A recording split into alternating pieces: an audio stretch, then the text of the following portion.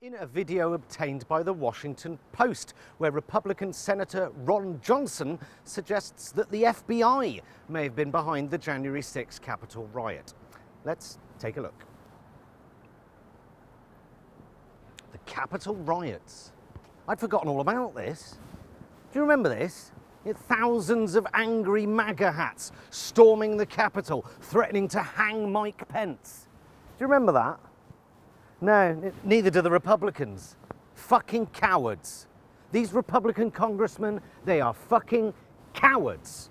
Pretending shit didn't go down the way we all saw it go down. Yes, you hate the Democrats and you hate liberals and abortion and guns. No, you love guns. And no doubt it is inconvenient for you that it was Republican voters doing the rioting. I get it, okay?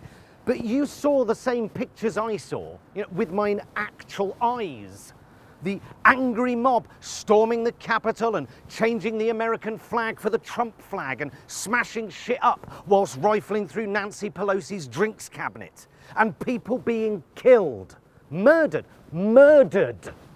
We all saw it. You can't just pretend. It wasn't CGI, it was live news. Half of you were in the fucking building at the time, being protected by law enforcement officers you are now undermining for your own political gain, you fucking cowards.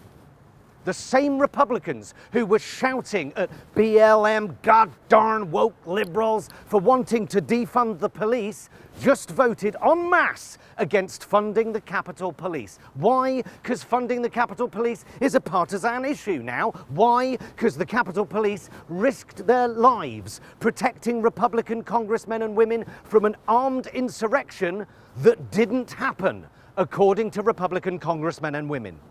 The party of law and order. They shout Blue Lives Matter and then call the police pussies and traitors just for saying what happened that day. Abandoned because their truth and experiences don't fit with your political message, which is nothing to see here. 4 of the police officers who were there that day have subsequently committed suicide. Shame on you. It certainly still feels like Trump's America, doesn't it? I don't want to talk about the low-hanging fruit that is Donald Trump. And by low-hanging fruit, I mean testes. But just look at what's left of America. They've reached a point where rooting against their national Olympic team and being okay with your fellow Americans dying of COVID and racially abusing police officers and threatening to kill the Speaker of the House on the steps of the Capitol are seen as patriotic. And where trying to understand what happened on January the 6th is seen as more treasonous than the attack itself.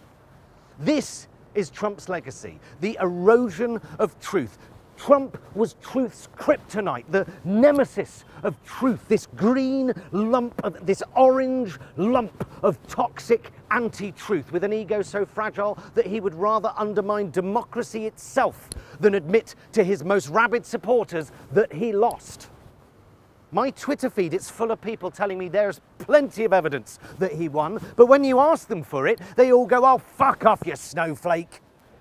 But let's give them the benefit of the doubt, okay? Let's do that, because presumably the majority of the people storming the Capitol genuinely believe Trump won the election, because he told them that he did. As far as they are concerned, they were protecting American democracy.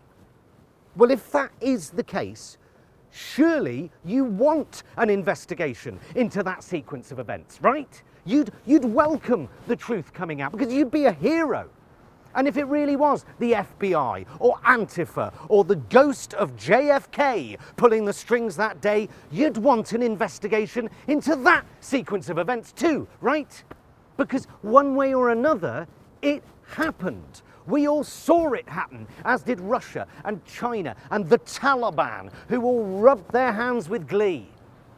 This denial of truth, in case it contradicts your opinion, is a cancer that is killing America. It's killing democracy across the globe, where we don't believe our own eyes if we don't agree with what we see. A global pandemic of misinformation and mistrust. We've decided that anything outside our belief system or political bent is fake. You choose the facts you like and dismiss the ones you don't. No one wants the truth anymore. So as far as Trump is concerned, mission accomplished. Well, last week we heard some emotional testimony from some of the police officers who were there, but is their testimony reliable?